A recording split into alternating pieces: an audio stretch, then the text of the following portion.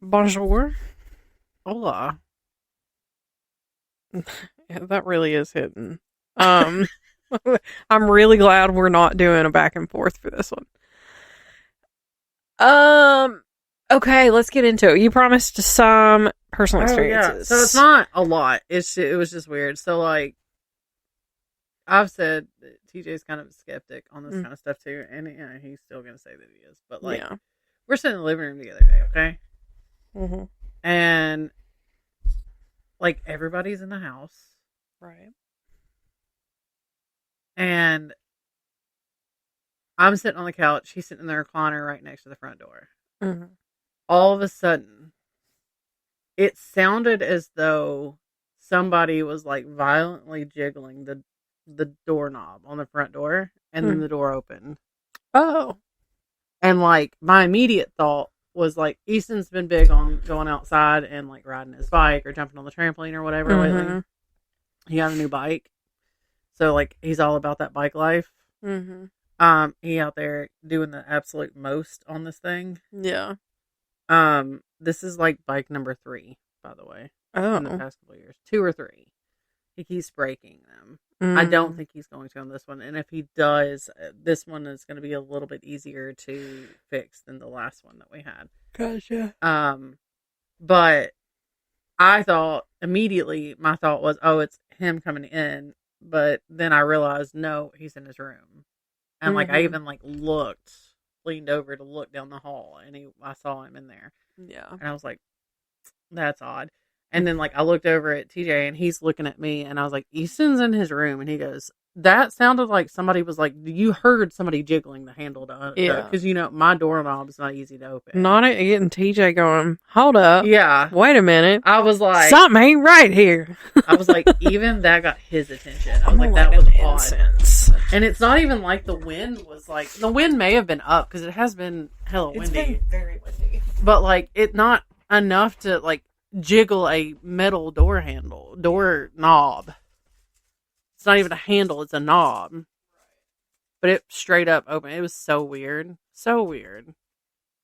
Um so that was that. Um and then the second thing that happened, and this might not have even been like anything spooky cuz I did tell y'all that we've had coyotes around the house. But like we're sitting, it may have even been the other night when we got all those storms. I think it was. We're sitting in the house. It's dead silent. Sitting in the living room, and it's me. TJ's sitting in the recliner. I'm sitting on one side of the couch, like the long chase part, Yeah. and at least one of the dogs was sitting on the end of that part, Mm-hmm. and then Easton was kind of laid down on the other end of the couch playing, and we heard like a weird whining noise outside. Like Mm. it was like right outside the window or something. Like even the dogs responded to it. Oh. It very well could have been a coyote because it Mm-mm. was starting to get dark. Yeah. But like it was just odd. It was so odd. Yeah. That's weird. I think the only experiences I've had recently are like, um, my cat that is no longer with us, Oh, but because like still very much with some us. very much like we'll still like I will swear I'll be standing there and I will swear that like a cat has rubbed against me. Generally, I can tell which one it is based on how they do it and how it feels because all of them have different textured hair. And Ziggy, he never rubs up against me. That cat does not give a shit about me. Willow, she bounces, like she jumps when she does it. So like I can feel that. And then little cat, she really doesn't, but like she's a bit on the fluffier side. And then Amara, she runs around and screams when she does it. So I know she's there. But I'll feel it and I'll look down to see which one it is. And there ain't nobody there. Um, All the time. take note of my mic. What? It's red. Do I ever have mine on a solid color? No, usually it flashes. Wasn't it just flashing? Girl, I don't know. Did you touch that? No. Surely that I don't. Am I still registering on there? Like, yeah, you're still picking up. I can change it.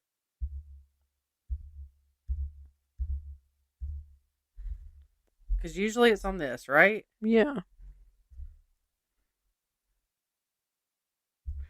Girl. Maybe I did touch it.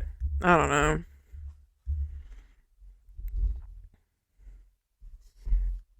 Okay. It's just weird. Anyway, well, and I will say too, like, stuff just falls randomly at my house. Yeah. You be hearing, like, and it's been a lot here lately. Like, my cookbook fell off that shelf in the kitchen randomly the other day. That is weird. Thursday, the day of the storms. Mm-hmm. Middle of the day. Ain't nobody there but me and TJ and the dogs, and we're all in my bedroom. Yeah. Just fell. And you just hear stuff fall. Right. All the time. Mm. But it has picked up here lately. That is weird. That is weird. That is really weird. TJ TJ also said a while back he had a weird dream that, like, I don't think he would mind me sharing, but, like, he said that his sister was still alive and, like, had they didn't know that she was still alive, but she had a car wreck and had amnesia and didn't know who any of them were, but they saw her out.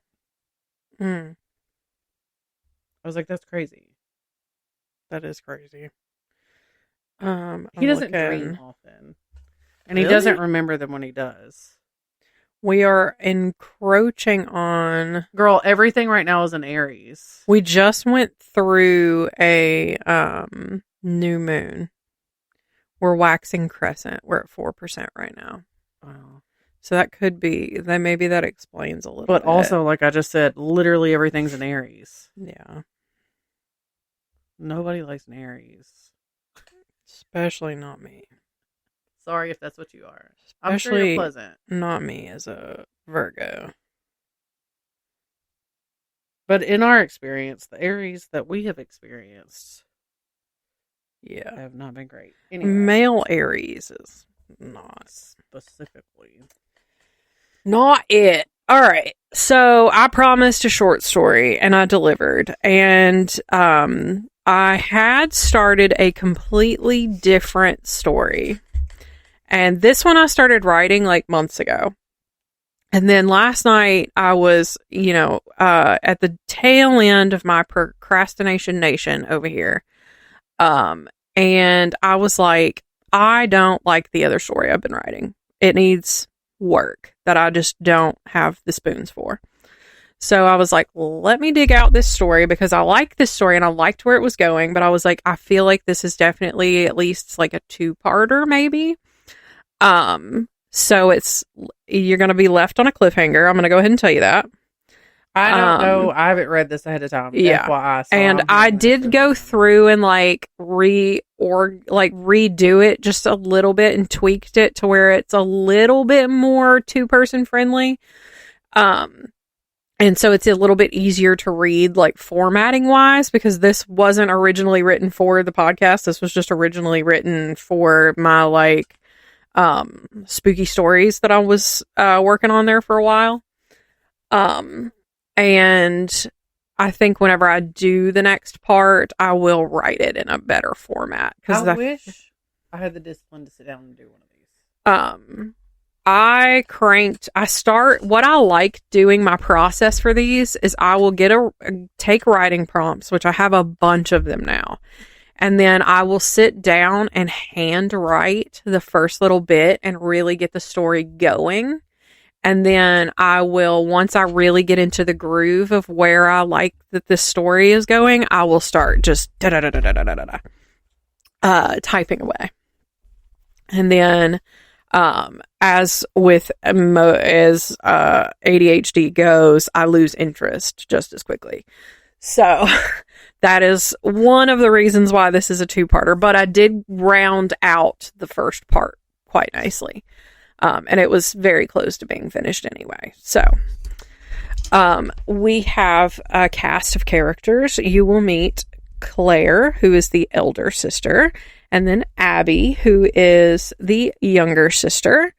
and they are meeting at a place that is the title of this short story, or that I have decided to call the short story, is the Anywhere Alley. So we will commence action. All right, let me get in character. You ready? Okay. I can't believe that lady gave us full-size candy bars. Said Claire.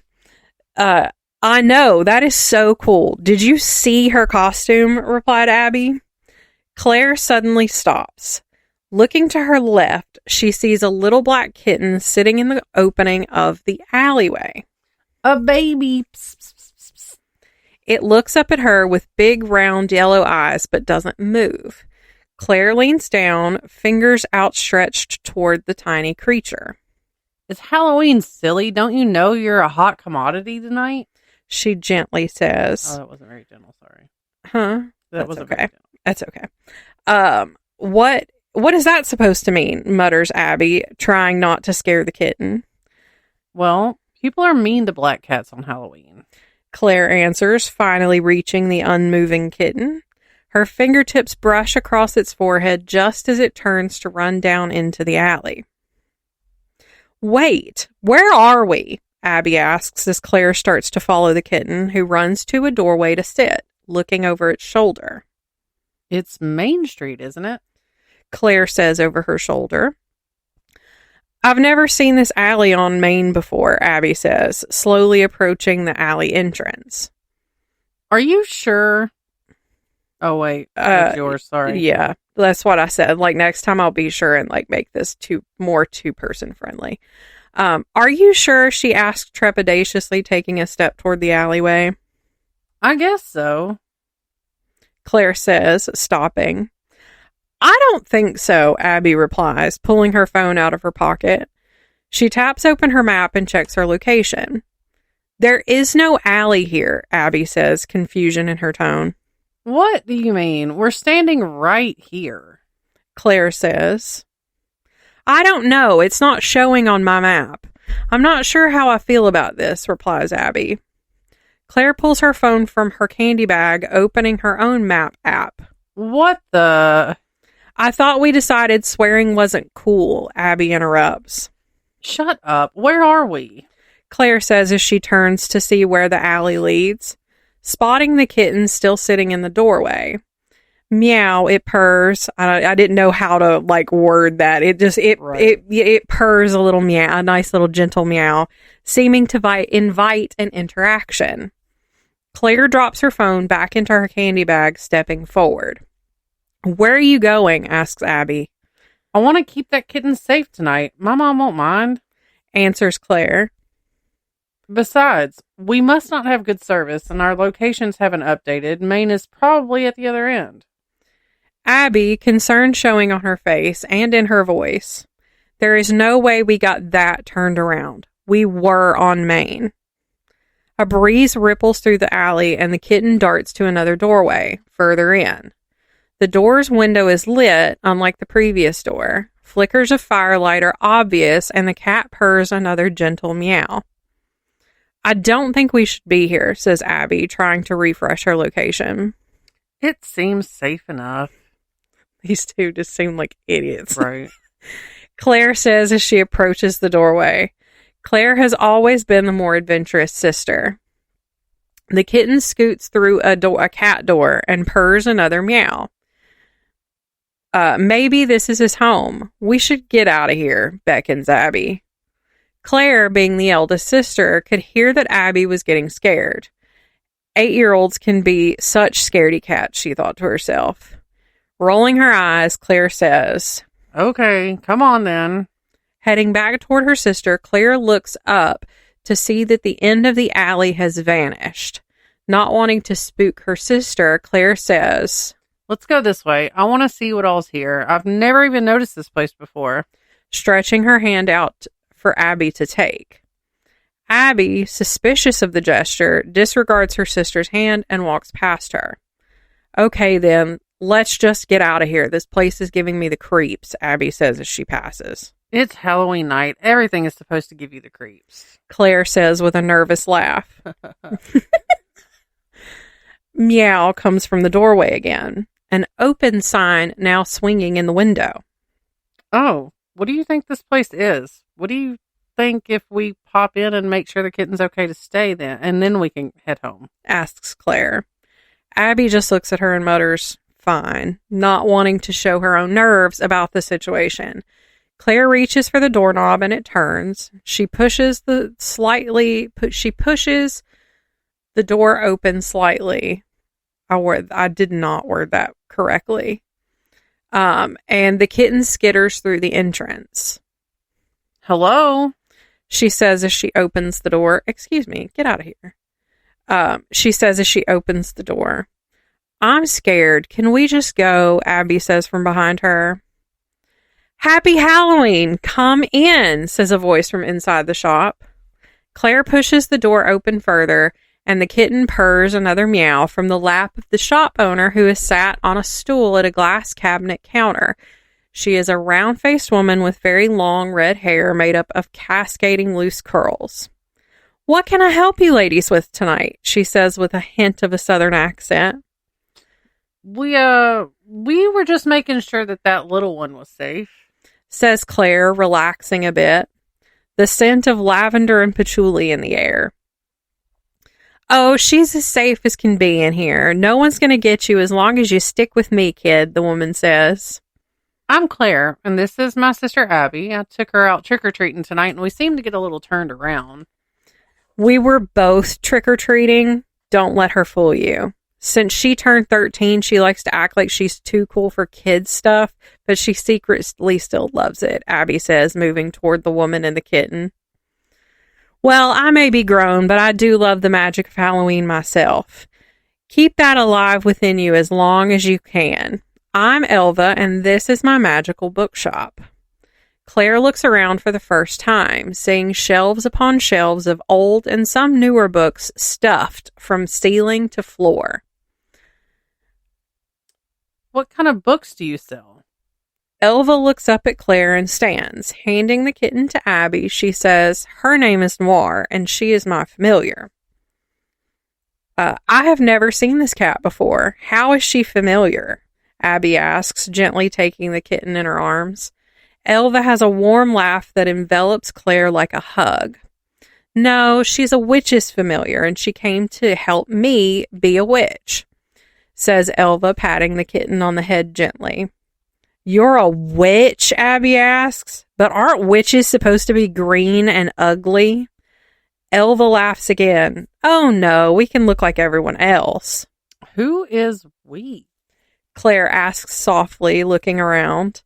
Elva turns her full attention to Claire and says, exactly how did you find my shop? Claire looks up into her eyes, a shade of gray-blue she has never seen before, with a splat of green in the right one, but her gaze is warm and inviting. Like we said, we were out trick-or-treating, and Noir brought us here Noir... Let me start over. Sorry, guys. Like we said, we were out trick-or-treating, and Noir there brought us down here, but... Claire breaks eye contact and chews at her bottom lip. But the other end closed behind you, Elva says softly, enough that Abby doesn't hear. Claire's gaze shoots back to Elva's face, and she stammers, yeah, that's exactly what happened. I didn't want to scare her, but I got scared, and I brought her this way to go out the other side. Where are we? Elva smiles, then grasps Claire gently by the shoulders and guides her over to a bookcase across the room. This place is everywhere and nowhere. What does that mean exactly? Whispers Claire. Magic, Elva replies, pulling a book from the shelf. The Anywhere Alley is a small leather-bound book with gold lettering, and Elva hands it to Claire. My only question is why Noir led you two to me. There is only one way to find the Anywhere Alley, so which of you is the witch?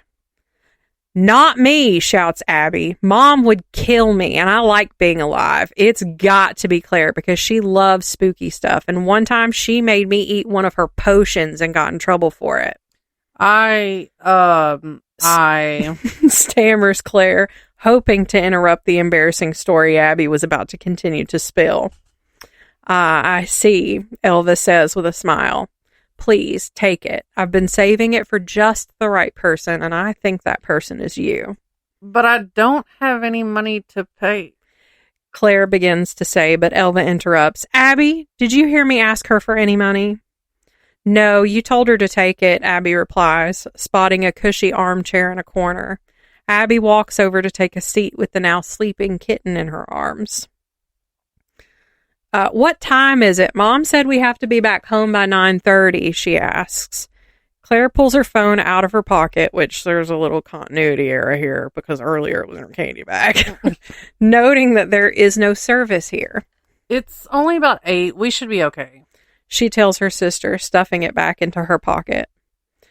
Don't worry, I won't let you two miss curfew, Elva said as she swept across the room to the stool by her counter. Claire took note of her curvy figure in the deep orange dress with black spiderwebbed lace over top. She is a beautiful woman, and Claire wondered to herself why she was squirreled away in this hidden place. She looked down at her own black lace dress that she had thrown on with a purple witch hat, her pin-straight black hair pulled back in a single braid. I wonder if she dresses like this all the time, Claire thought to herself. This is my special dress for the Samhain holiday, but most of my dresses look similar these days, Elva says without looking up from an open logbook. On the counter. I put my space in the wrong place. Claire walks over.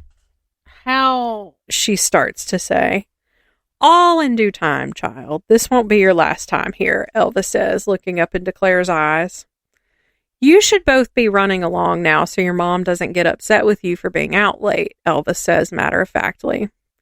Abby releases Noir from her lap and rises from the chair she had occupied. Maybe we can come back tomorrow since there's no school. Oh, you're supposed to say that. Sorry. Maybe we can come back tomorrow since there's no school, Claire mused as she looked at the cover of the book Elva had given her. I'm afraid that won't be possible, girls. I'm not open tomorrow, but I'll see you again when the time is right, Elva said to the girls as she moved to walk them to the door. She flipped the sign to close as the group stepped into the alley. Might want to take a left out of here. It'll get you right to where you need to be, Elva directed. Thank you for everything, Claire said as she looked up at the kind but quite strange woman. I hope to see you again after I finish this. I'm most certain that we will be seeing each other again very, very soon. And we will have much to catch up on, Elva said, adding, Now run along. Oh, I accidentally put now twice. Listen, I was tired. Abby leaned into Claire and whispered, She was nice, but kind of a weirdo, don't you think? They were just at the end of the alley when Claire answered, No, I think she was just wonderful. Do you think... Claire turned to look over her shoulder and waved to Elva, but when she looked back, all that stared back at her was a brick wall. What in the hell? Claire exclaimed. Hey, you have to put $1 in the swear jar or I'm telling Mom you said that, Abby declared. Not now. Look, it's gone. She's gone, Claire said, the emotional roller coaster evident in her words. Whoa, Abby said as she turned to look at what had Claire tearing up. Maybe she really is a witch. Maybe, whispered Claire. We should get home. Wiping tears from her eyes, Claire clutched the leather-bound volume in her hands, the only evidence of their strange evening with Elva and Noir in the mysterious alley bookshop. You know, we shouldn't tell Mom about this. I don't think she will believe us, she said to Abby as she took her hand to walk across the street to their house. Can I tell my friends at school? Do you think they will believe me? Abby asked her sister. I'm not telling my friends. They'll say I made it all up for attention and to be spooky, Claire said in response. When do you think we'll be able to go back? I liked it in there, Abby wondered. Well, she said when the time was right. Claire told her as they walked up the front steps to their house. I hope it's soon, Abby said. Me too. Thought Claire. Me too. End of part 1. I like it. That's awesome. It started out very cutie, and there are some continuity errors that I will correct, and I will make it more dialogue friendly, like back and forth for part 2. Write it like a script. Yes, that'll be the plan, because this was originally started as just like a short story, so I like on the fly corrected it. But yeah, I thought that was very cutie. I like it. And I'll do a part 2 for next time, and then if we like it, then I can probably just keep doing stuff like that. And we can, or honestly, because like if you wanted to be involved in it, you could pick the prompt and then I could write the story. Yeah. I like that idea. Yeah, that was my part 1. I like it. How far away? How long? 26 minutes. Okay. So we got a little bit of time.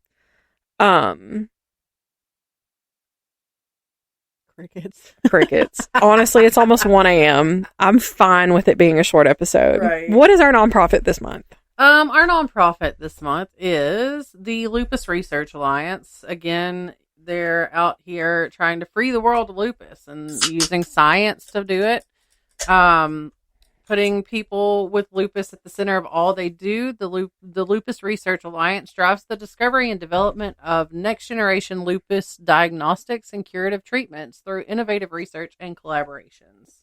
So, if you guys feel so inclined, we will have a link for you to go and take a look. You could also get involved. They've got a careers page as well. So, if that's something you're interested in. Perfect. So give that a look. When you're deep in our nether regions. Ew. We can't keep this up beyond this. This has to be a one recording session only situation. We can't be known for having people dig around in our nether regions. You started. I cannot let this train derail. Next thing you know, we'll have like merch that says dig around in our nether regions. And it's like, listen, if we ever wander around in our nether regions.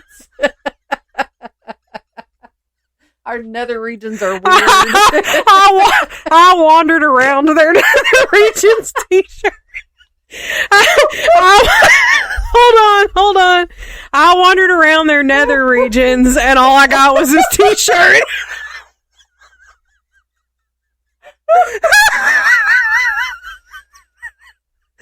Y'all, please, we need this podcast to pop off so that we can sell limited edition t-shirts. Listen, I know for a fact, I know that currently Laura is all the way back in Colorado right now. She's catching up. She's slowly chugging her way here.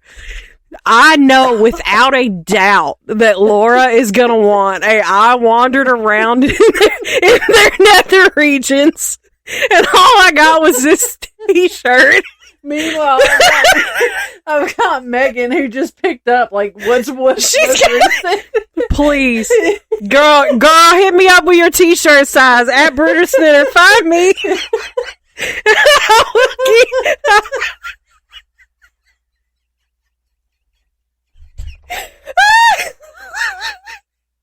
That is probably the funniest thing that has ever happened on this podcast. I almost want you to make t-shirts. I will wear this shirt. Except for ours say something about I co-host a podcast and all I got was a fucking t-shirt about nether regions or some shit. I'll come up with something. I'll come up with something for us. Y'all wandered around our nether regions. Oh my God. No, I got it. Uh-huh. I co-host a podcast, and if you're interested in wandering Listen, I said we cannot let this get out of hand. And what did we immediately do? Let it get out of hand.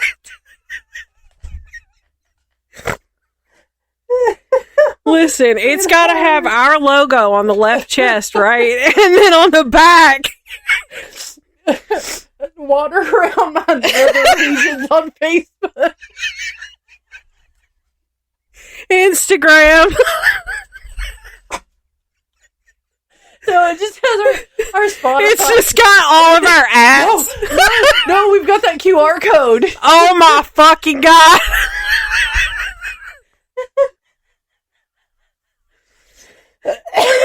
Please scan my QR code to wander around my nether.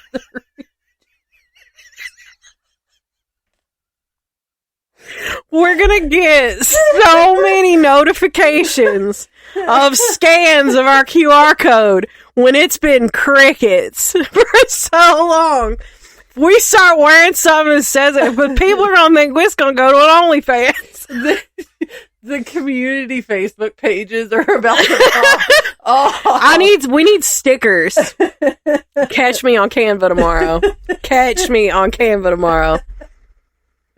Community oh Facebook my pages God. are about to pop off. Did you see that girl talking about you can find her nether regions on my husband scanned that code. Me and all it took me to was a stupid podcast. I think my husband's cheating on me. He scanned a QR code on the back of this girl's shirt that said something about her nether regions. Me in the comments, well, Karen, if you would bother to look into it. Not Karen. Oh my God, that is so fucking funny. I'm glad we ended on that. Let's not get carried away with that. We can't let that live beyond this. Now we're going to have merch for the rest of our podcasting career. That thing you sent me today, my grandchildren are going to hear this and be like, oh my God, my granny out there talking about her nether region. Wandering around. But wandering, okay, so wandering has to be in the Wanderers of Weird font, right? Yeah. And like bold as hell. Oh, God.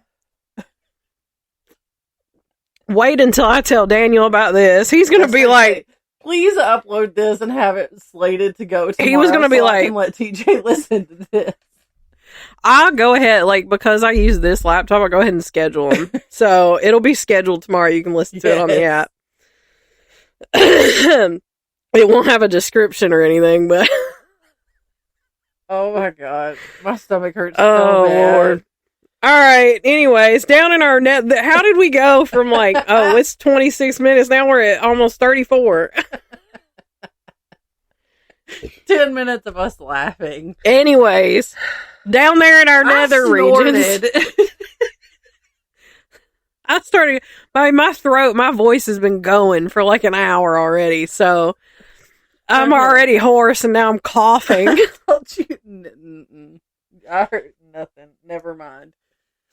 Facebook, Instagram, TikTok, YouTube. Send us your Dear Wanderers stuff to wanderersweird @gmail.com. All right. See you next week. Bye.